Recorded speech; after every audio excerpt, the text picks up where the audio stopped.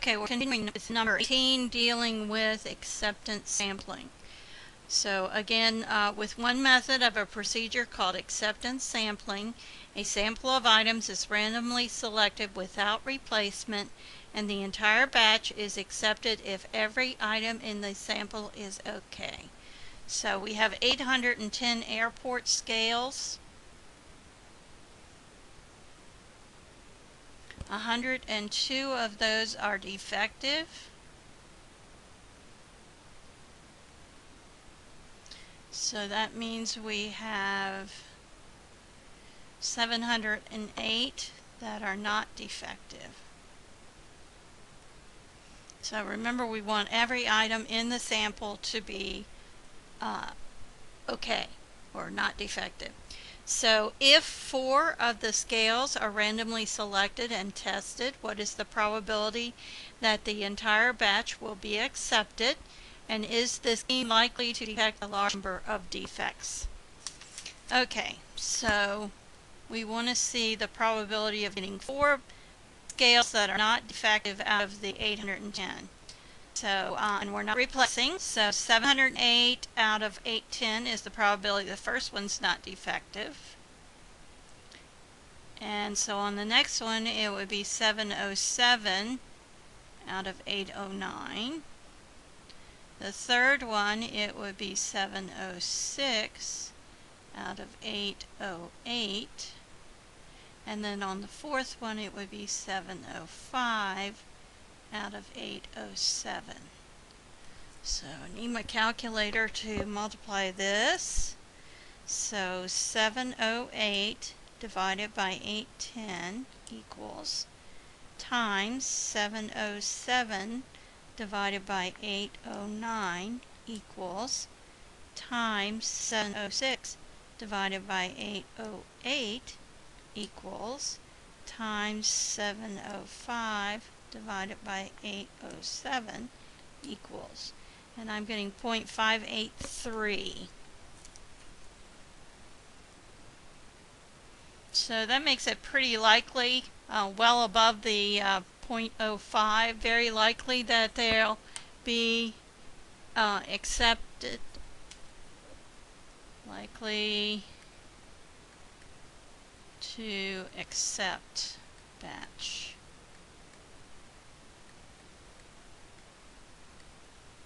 Now, the last question is this scheme likely to detect the large number of defects? No. There were a large number of defects. If we look at the 102, that was a pretty large number of defects. And because it's likely to be accepted, that probability is so high that they're likely to accept the batch. So my way of thinking is that it's not a very good way of identifying a large number of defects that we have in that particular case. So perhaps they need to have a larger sample, or perhaps they need to say mainly a larger sample rather than 4. Perhaps they need to select 10 or so. I'm not sure even that number would work, but it certainly is not identifying the ones that are defective. Okay, now I want to take a look at number 22.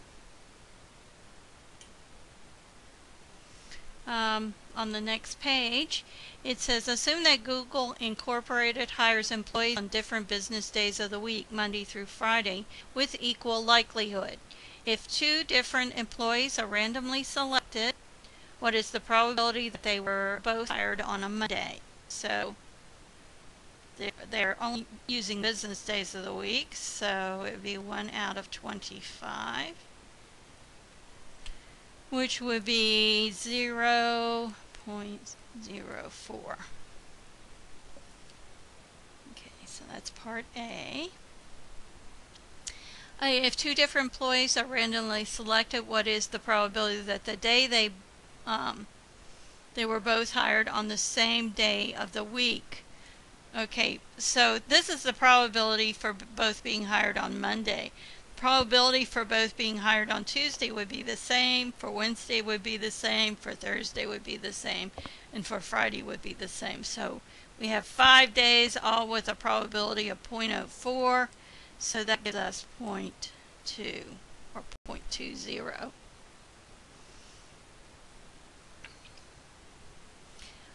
So what is the probability that 10 people in the same department were all hired on the same day of the week?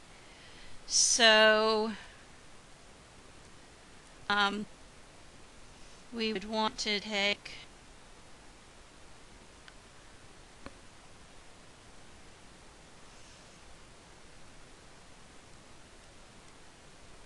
one-fifth and raise it to the 5th power. So that's going to give us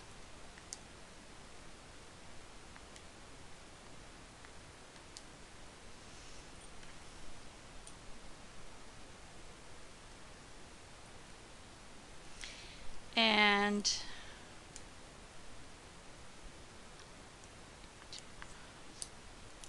so that's 3.2 times 10 to the -4. I think I'll just leave it as a fraction right now. So that's the probability. Oops, I don't want it to the 5th, I want it to the 10th. So I goofed right there. So let me start over. 1/5. So 5 raised to the 10th is, let me correct this, 9765625.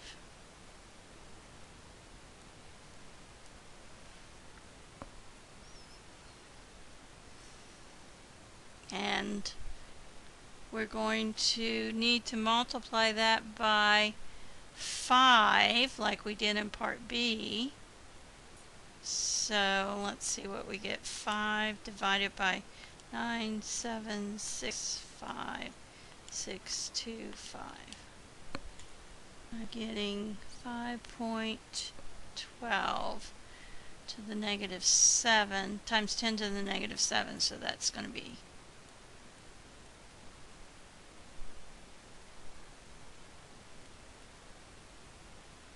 okay, and that's very unlikely. Certainly a lot lower than 0.05. Okay, one last one. This is number 28 on the next page. In a Microsoft Instant Messaging survey, 1,021 adults were asked to identify the most fun way to flirt, and 61 of them chose email.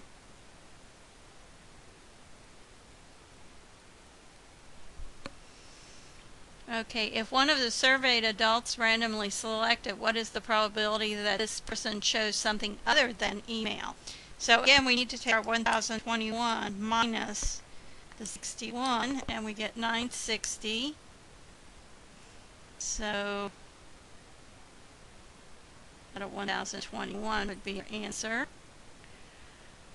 Okay, and if we divide that out on the calculator, 0.940.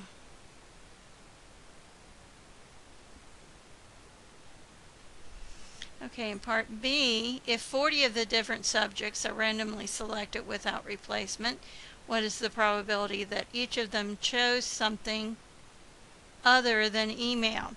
Okay, now what I note is that if we're selecting 10 divided by 1,021 is 0.00979, etc. So it's less than 5% of the entire population. So I can use this number I just found for an individual. I can treat this as being independent even though it's not, and raise, oops, I was supposed to divide 40 by the 1,021. I think it's 0.039. It's still less than the 5%. So I'm going to take 0.940 and raise it to the 40th power, and I get 0.0842. So if you did this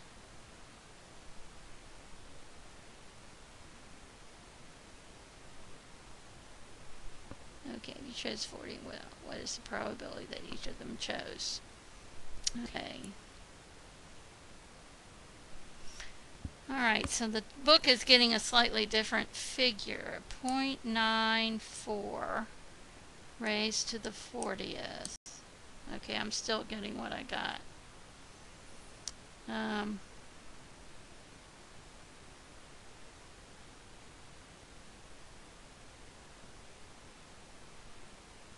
Okay, I'm not sure why I'm off by that much. It could be that they have 0.08551 and it should be 0.0842.